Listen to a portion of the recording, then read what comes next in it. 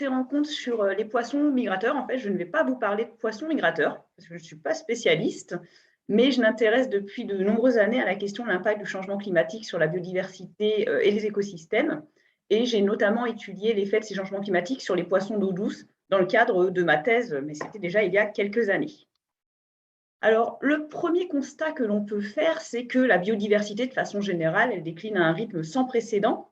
Le rapport de la plateforme intergouvernementale sur la biodiversité et les services écosystémiques, ce qu'on appelle l'IPBES, qui a été publié en 2019, il fait état de 25% des espèces végétales et animales qui sont menacées d'extinction, ce qui représente environ 1 million d'espèces.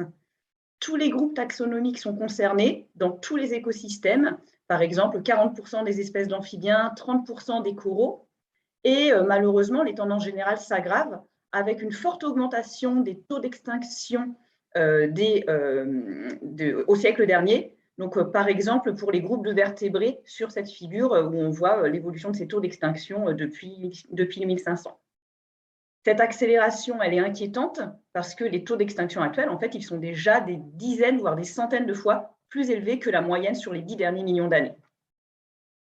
Alors, devant cette situation alarmante, on peut s'interroger sur les causes de ce déclin, qui sont nombreuses. Et cette figure, également extraite du rapport de l'IPBES, elle présente les facteurs directs de déclin de la nature pour chaque type d'écosystème par ordre décroissant. Donc, en premier lieu, on a les changements d'utilisation des terres et des mers. En deuxième lieu, l'exploitation directe des organismes, donc par exemple par la pêche ou la chasse. Les changements climatiques n'arrivent qu'en troisième position, suivi de la pollution et des espèces exotiques envahissantes. Mais le rapport fait également état que les changements climatiques, ils représentent en fait un risque croissant en raison de leur rythme accéléré et surtout de leurs interactions avec les autres facteurs directs. Et ils pourraient devenir la première cause d'érosion de la biodiversité à très court terme. Alors, un des mécanismes qui peut expliquer l'effet du changement climatique sur l'érosion de la biodiversité, sur ce déclin des espèces, c'est ce qu'on appelle la tolérance thermique des espèces. En effet, les êtres vivants, ils ne peuvent tolérer en fait qu'une certaine gamme de température, de quelques degrés à quelques dizaines de degrés. Et cette illustration que vous avez ici, donc à gauche, elle présente quelques espèces dont la position et la largeur de la niche thermique varient. Donc, on a d'abord 3 espèces sur la gauche qui sont adaptées aux températures extrêmement froides de l'Antarctique. Ensuite, on a ici Tillandsia, une espèce de broméliacée qui est adaptée à une amplitude thermique qui peut aller de 5 à 46 degrés, donc une niche thermique large. On a une graminée ici qui grandit et se reproduit dans des sols qui sont très chauds. Vous voyez, elle peut aller jusqu'à 60-65 degrés. Et enfin, un micro-organisme qui est capable de coloniser les zones géothermales dans des océans profonds. Et chaque espèce, elle possède une courbe de tolérance thermique, donc une courbe de tolérance à la température qui lui est propre, avec un optimum thermique, que l'on voit ici, qui lui permet des performances qui sont optimales, et puis des températures critiques au-delà desquelles elle ne peut pas survivre. Et on distingue ainsi des espèces dites eurythermes, qui ont une large niche thermique, et les espèces sténothermes qui ne supportent qu'une gamme étroite de températures, qui peuvent être soit chaudes, soit froides. Et ce sont en partie ces courbes de tolérance à la température, mais aussi à d'autres paramètres physiques, comme par exemple la disponibilité en eau, qui déterminent les périodes d'activité et la répartition géographique de chaque espèce sur Terre. Donc, si la température elle est modifiée, chaque espèce elle doit s'adapter pour rester le plus possible dans sa gamme de tolérance thermique. Et nous verrons par quels moyens tout à l'heure. Mais avant cela, je souhaiterais faire une petite synthèse des dernières connaissances sur le changement climatique. Donc, au début du mois de novembre, s'est tenue à Glasgow la dernière conférence des parties sur le changement climatique, la fameuse COP26. Donc, on a beaucoup entendu parler du changement climatique. Et quelques mois avant, en août dernier, a été publié le 6e rapport d'évaluation du GIEC, l'IPCC en anglais. Alors, pour l'instant, uniquement la partie sur les éléments physiques du changement climatique, sachant que les 2 autres parties vont être publiées très prochainement, début 2022. Un fait est maintenant bien établi et indiscutable, c'est que quelles qu'en soient les causes, les changements climatiques, ils sont bien là. Et les scientifiques, ils tirent la sonnette d'alarme depuis plusieurs années, mais la prise de conscience est lente, ce qui fait qu'ils ont eu le temps de se muscler les bras. Alors, dans la suite de cet exposé, je vais vous présenter les principales modifications climatiques que l'on a déjà observées. Tout d'abord, quand on parle de changement climatique, ce qui est le plus immédiat, c'est le réchauffement climatique. Et les scientifiques font le constat d'un réchauffement climatique qui est sans équivoque et sans précédent dans le passé, de par sa vitesse et son intensité.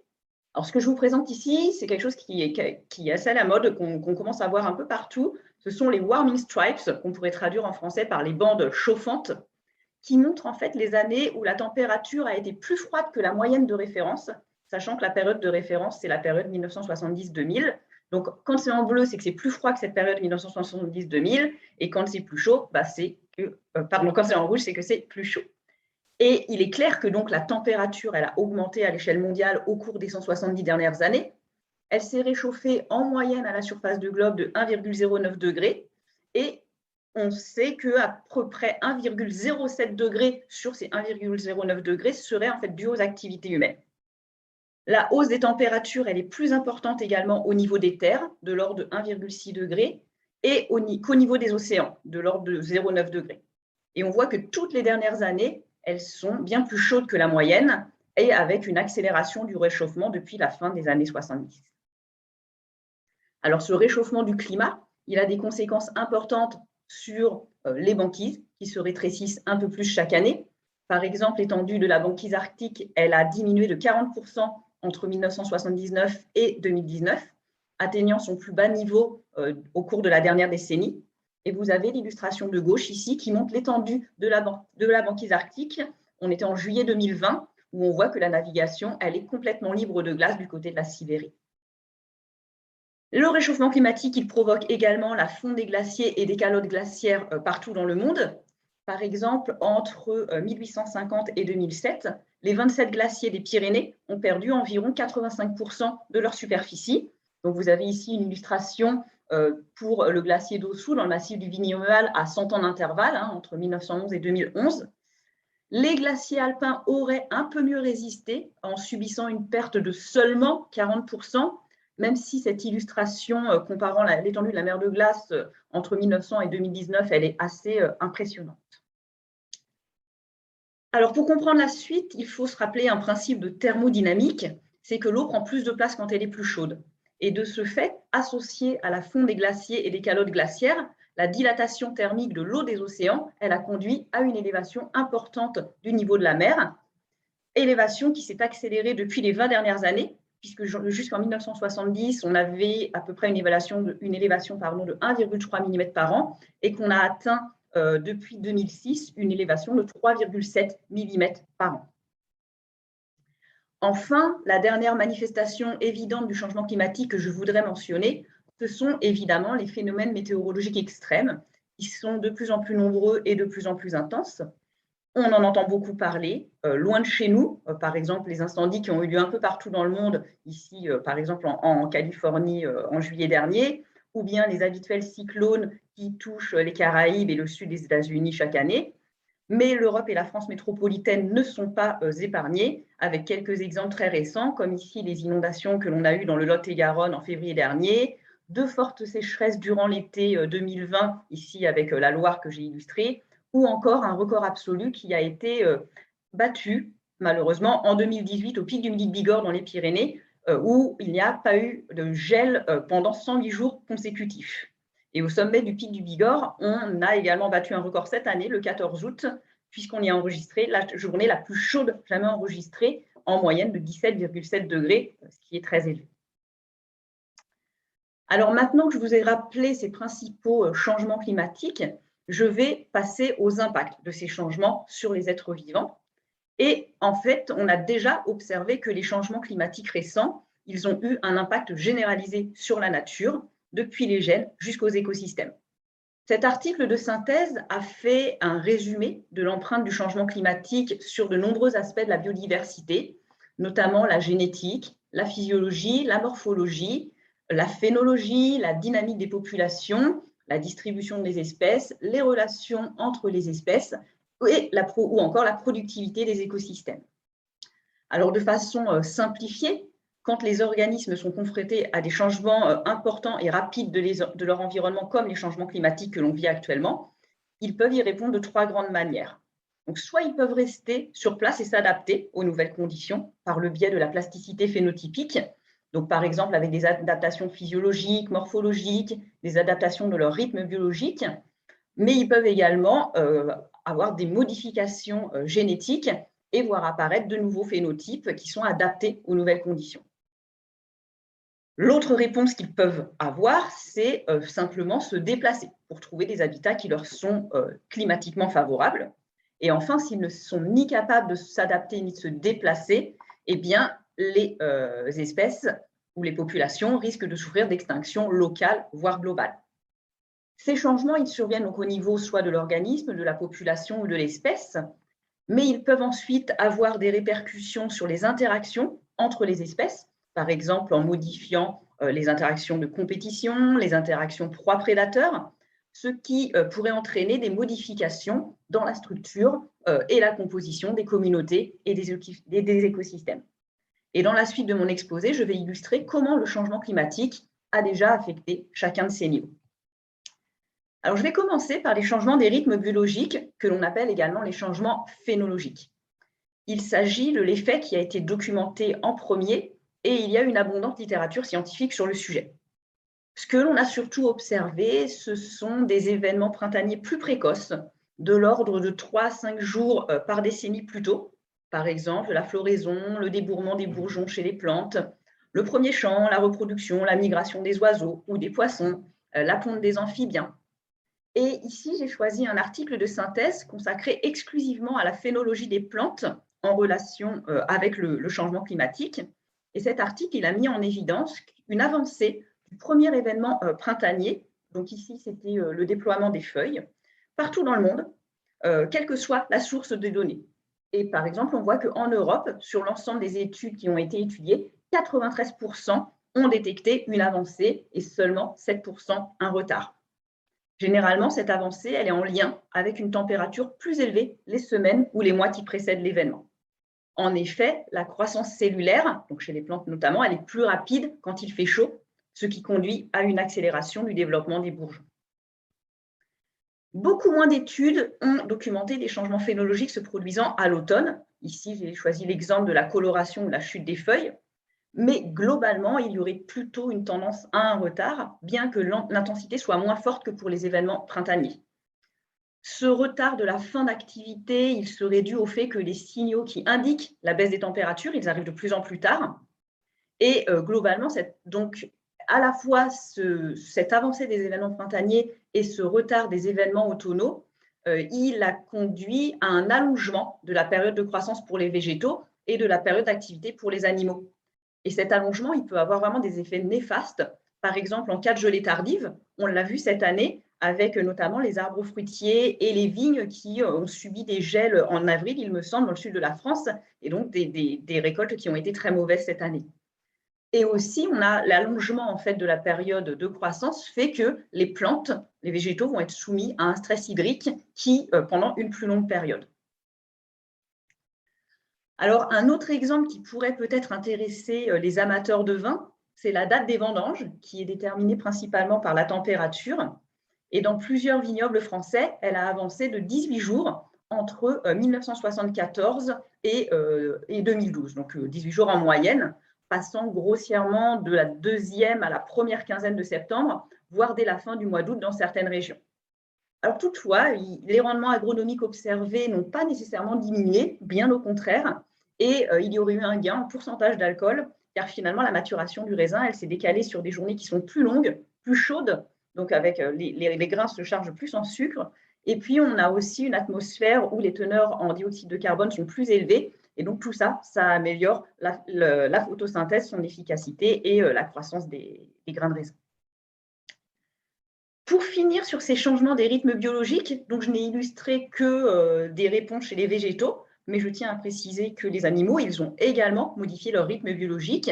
Et un peu plus tard dans la matinée, Marion Legrand vous en apprendra plus sur les changements phénologiques qui ont été observés chez les poissons migrateurs en France au cours des 30 dernières années.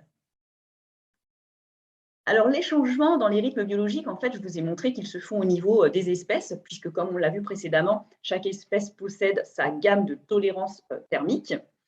De ce fait, les relations entre les espèces, comme les relations proie-prédateur, hôte-parasite, plante-pollinisateur, elles peuvent être altérées du fait d'une perte de synchronie, mais on peut également assister à l'apparition de nouvelles interactions entre les espèces.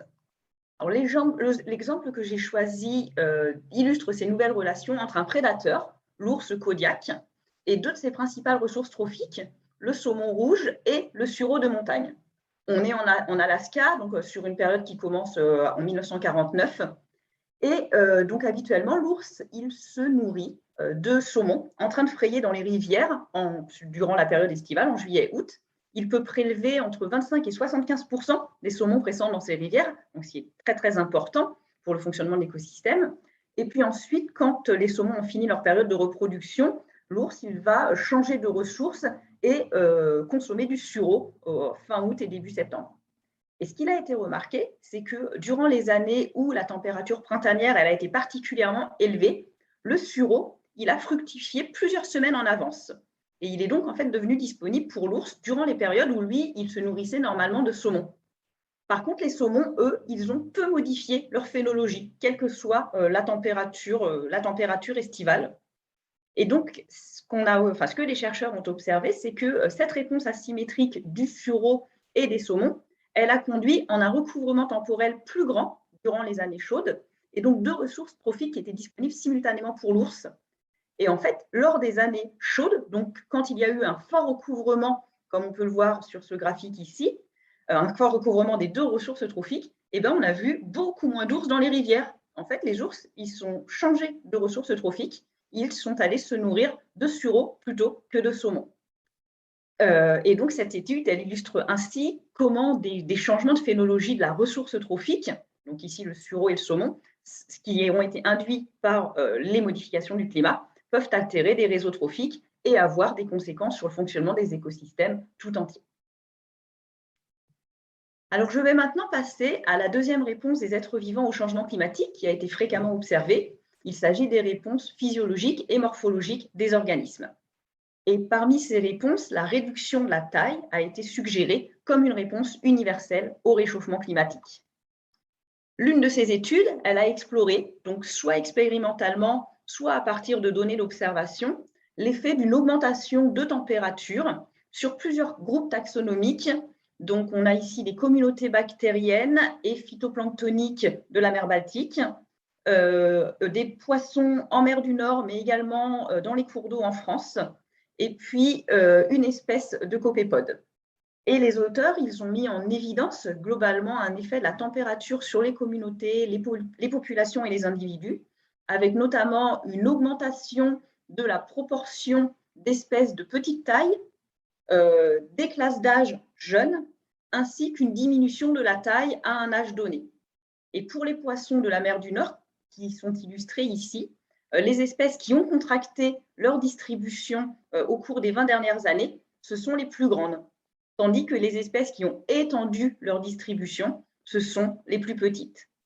Alors, les mécanismes qui seraient impliqués sont d'abord le métabolisme qui augmente quand la température augmente, et ensuite le fait que les organismes vont allouer l'énergie au maintien des fonctions physiologiques et à la reproduction au détriment de la croissance quand la température augmente. Et petite parenthèse, donc avec Marion Legrand et Pascal Lafaille du laboratoire écologie fonctionnelle et environnement à Toulouse, on vient de lancer une thèse sur le sujet de la réduction de la taille chez les poissons migrateurs en Europe. Donc, vous aurez peut-être, j'espère, des résultats d'ici 3 ans. Une autre réponse physiologique moins observée mais néanmoins intéressante, ce sont les modifications dans les patrons de coloration des animaux. En effet, les couleurs sombres, elles permettent d'augmenter la température corporelle et elles sont donc avantageuses dans les climats frais, voire froids. Tandis que les couleurs claires permettent de se protéger de la surchauffe. C'est ce qu'on appelle l'hypothèse du mélanisme thermique. C'est comme nous, on ne met pas de couleur sombre en plein été quand il fait chaud pour éviter de se réchauffer. Et alors, cette étude que je présente ici, elle a mesuré la couleur du corps et des ailes de presque 500 espèces de papillons et de libellules en Europe.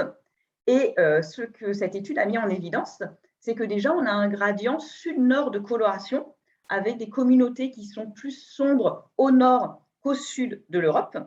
Et surtout, les communautés d'insectes qui sont localisées dans les régions où la température s'est le plus réchauffée au cours de cette période, là ici vous voyez 1988-2006, eh bien ce sont celles qui se sont le plus éclaircies.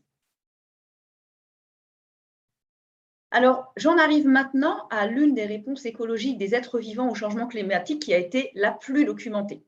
Il s'agit des changements d'aire de répartition des espèces.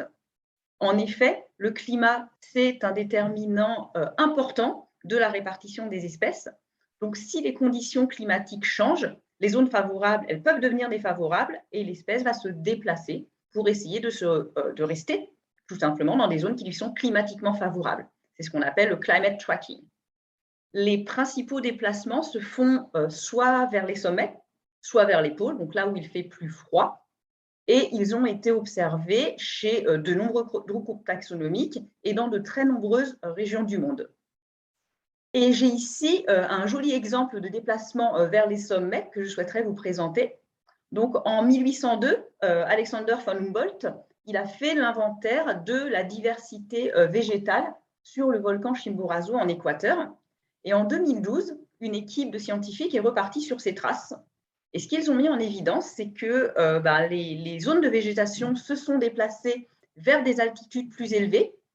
Et ils ont également mis en évidence des augmentations dans les limites altitudinales des espèces de plus de 500 mètres en moyenne.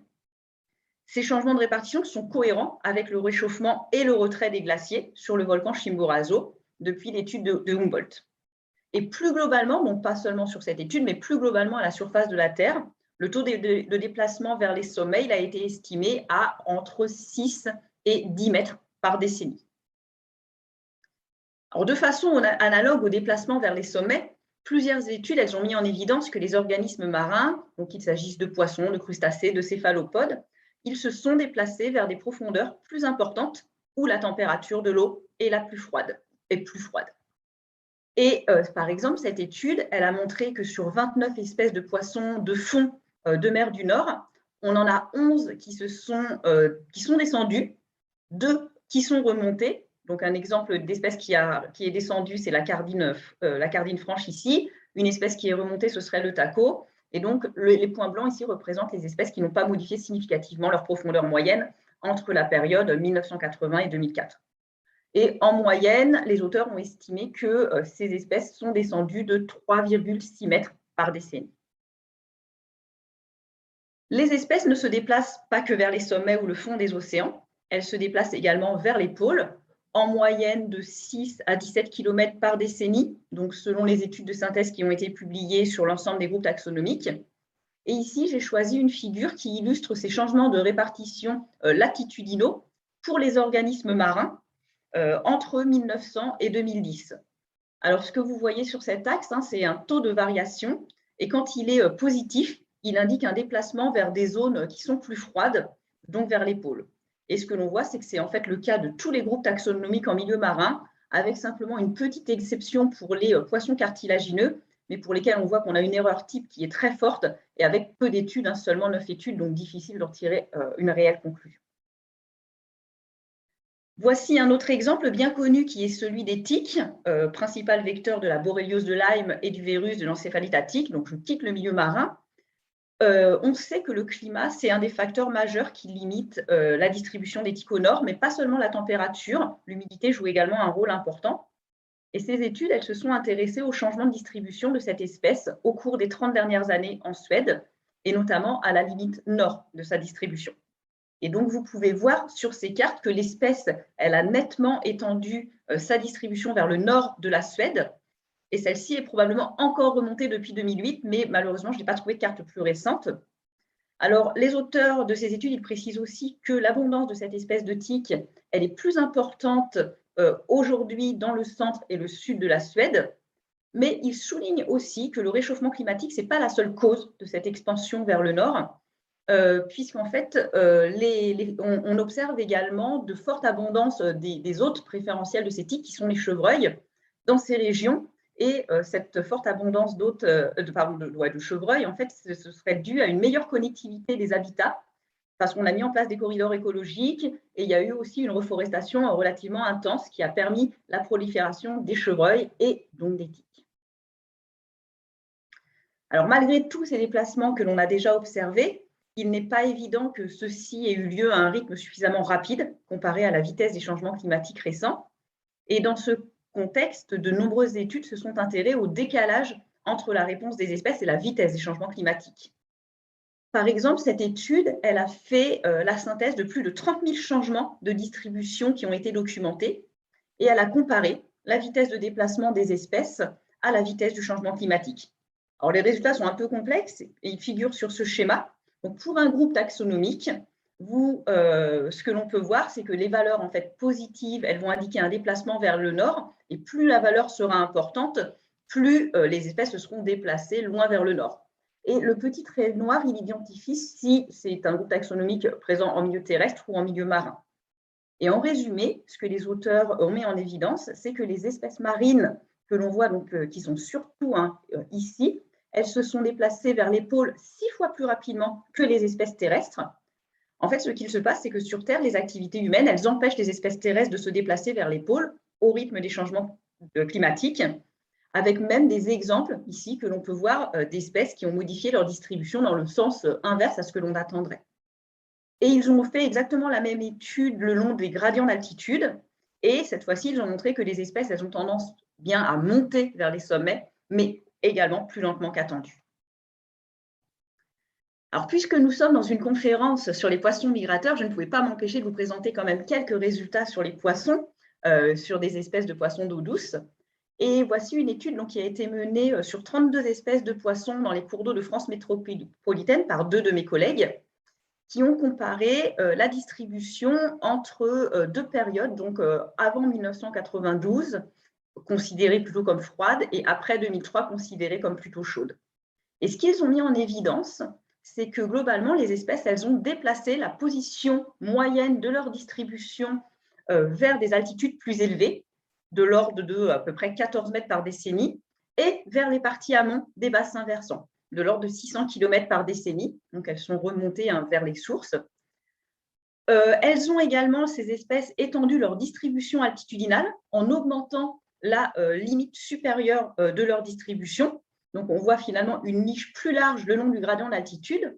Par contre, il y a eu des contractions des distributions dans les parties aval des bassins avec une limite inférieure qui est remontée. Et donc, on a eu une contraction de la niche occupée le long du gradient longitudinal.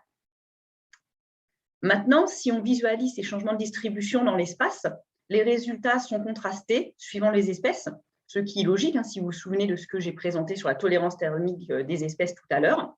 Et donc, on a par exemple 2 espèces sur ces cartes, la truite en haut, le barbeau méditerranéen en bas. En vert sont représentés les habitats non favorables à ces espèces et en rouge, les habitats favorables. Et alors, si on regarde plutôt la différence entre ces cartes, on va dire, historiques et présentes, même si l'étude date de 2009, on peut voir que la truite, en fait, elle a perdu des habitats entre les 2 périodes au cours des 3 dernières décennies, principalement en bordure de son aire de distribution, ce qui est figuré en bleu, alors que le barbeau, lui, le barbeau méditerranéen, il a gagné des habitats favorables, donc ce qui est figuré en rouge, en bordure de son aire de distribution historique. Et donc, globalement, il a étendu son aire de distribution entre les 2 périodes. Enfin, dernier résultat de cette étude qui est intéressant, c'est que les collègues, ils ont également exploré le décalage entre les changements de distribution observés et la vitesse du changement climatique, comme je l'ai illustré tout à l'heure. Et globalement, les patrons de changement de distribution, en fait, ils sont très en retard par rapport aux changements climatiques qui se sont déjà produits, aussi bien le long du gradient d'altitude, donc avec un retard de presque 47 mètres par décennie, que le long du gradient aval, un retard de 15 km par décennie. Donc, ce que l'on peut dire, c'est que oui, les poissons des rivières françaises, ils répondent au changement climatique, mais pas assez rapidement par rapport aux changements climatiques qui se produisent actuellement. Comme on l'a vu plus tôt, les changements des rythmes biologiques peuvent créer de nouvelles associations temporelles entre les espèces. C'était l'exemple de l'ours avec le sureau et le saumon. Mais les associations spatiales entre espèces, elles peuvent également être modifiées du fait des changements de répartition des espèces, ce qui peut avoir comme conséquence de modifier la structure et la composition des communautés, voire des écosystèmes tout entiers.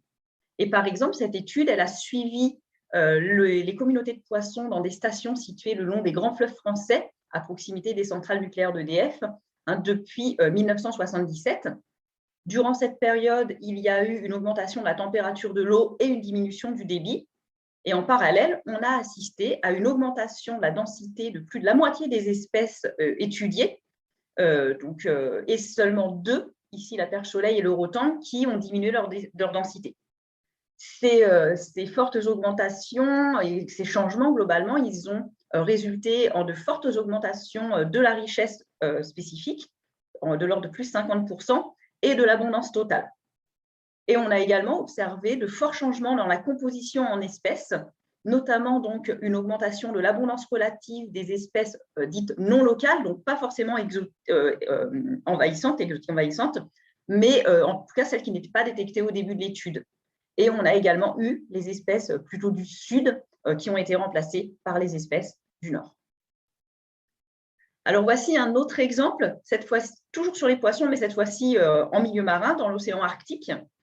Et les auteurs, ce qu'ils ont observé, c'est un changement dans la distribution spatiale des communautés de poissons entre 2004 ici et 2012, avec des communautés dites atlantiques que vous avez en rouge, constituées par exemple d'espèces comme le cabillaud ou l'aigle fin, qui se sont étendues vers le nord au rythme du réchauffement, au détriment des espèces de poissons arctiques, comme par exemple le flétan du Groenland ou des espèces de liparidés, qui se sont rétractées vers le nord. Ce sont les communautés en bleu. Et donc, on a ainsi rétracté vers le nord et aussi vers des zones plus profondes, comme je l'ai montré tout à l'heure. Et on a ainsi assisté à une boréalisation des communautés arctiques. Enfin, un dernier exemple qui illustre que les réponses individuelles des espèces, elles peuvent non seulement provoquer des modifications des communautés, mais aussi des écosystèmes tout entiers. C'est cette étude qui s'est intéressée à des écosystèmes marins tempérés de l'ouest de l'Australie qui ont subi une très forte canicule en 2010-2011. Et en quelques mois, les forêts de kelp se sont complètement effondrées. Elles étaient dominantes et elles ont été remplacées par des pelouses d'algues, comme on peut le voir sur ce schéma. Et ce que les auteurs ont mis en évidence, c'est que ces pelouses, elles accueillent aujourd'hui des communautés d'invertébrés, de coraux et de poissons qui sont plus proches de celles des eaux tropicales et subtropicales du nord. Donc, on voit qu'après la canicule, l'ellipse ici en rose se rapproche plutôt de ce que l'on observe en zone tropicale, alors qu'auparavant, avant la canicule, eh bien, les communautés, elles étaient plus proches de qu'on en avait en milieu tempéré. Et donc, ici, on peut parler de tropicalisation d'un écosystème tempéré. Alors, pour conclure, je voudrais simplement rappeler quelques points essentiels de cet exposé. Donc, tout d'abord, le changement climatique actuel, il affecte profondément la biodiversité et le fonctionnement des écosystèmes, même s'il n'est actuellement que, entre guillemets, la troisième cause de la perte de biodiversité, il pourrait devenir la première à relativement court terme. Avec tous ces exemples, je vous ai montré que les êtres vivants, ils semblent capables de s'adapter. En effet, il y a en fait peu d'extinctions globales qui, pour l'instant, ont été causées directement et uniquement par le climat. Le climat serait plutôt un facteur aggravant d'autres pressions. Mais néanmoins, ces adaptations, elles sont trop lentes par rapport à la vitesse des changements climatiques actuels, comme je l'ai illustré avec les changements de répartition. Il faudra donc que le réchauffement climatique reste modéré pour que les espèces puissent continuer à s'adapter et se déplacer. Et même avec un objectif visé de rester sous la barre de plus 1,5 ou plus 2 degrés d'ici 2100, tels que ceux pris par les États lors de la COP21 ou de la COP26 très récemment, il y aura des conséquences sur la biodiversité. Par exemple, avec plus de degrés, on perdra 5% d'espèces en plus 4 degrés, 16% d'espèces en plus. Dans cet exposé, je n'ai pas évoqué les autres moyens d'adaptation, génétique notamment, avec par exemple ce qu'on appelle la plasticité adaptative ou l'évolution génétique. Mais on sait que de toute façon, ces autres moyens d'adaptation, ils seront très limités pour beaucoup d'espèces. Et donc, il est nécessaire d'agir urgemment sur les autres causes de perte de biodiversité. Et on sait maintenant, il est clair qu'on ne peut pas considérer de façon déconnectée les problématiques de déclin de la biodiversité et d'atténuation du changement climatique. Et c'est d'ailleurs dans ce cadre que se sont réunis l'année dernière, en décembre, des experts dans les domaines et de la biodiversité et du changement climatique, afin d'examiner les synergies et les compromis entre protection de la biodiversité et atténuation, adaptation au changement climatique. Ça a donné lieu à un rapport que vous pouvez vous procurer, qui est disponible sur Internet. Et dedans, les scientifiques proposent notamment de mettre en œuvre ce qu'on appelle des solutions fondées sur la nature pour atténuer les effets du changement climatique. Alors, ces solutions fondées sur la nature, ce sont des actions qui s'appuient sur les écosystèmes naturels afin de relever des défis globaux sociétaux, comme par exemple la lutte contre les changements climatiques, la gestion des risques naturels, la santé, l'accès à l'eau, la sécurité alimentaire, etc.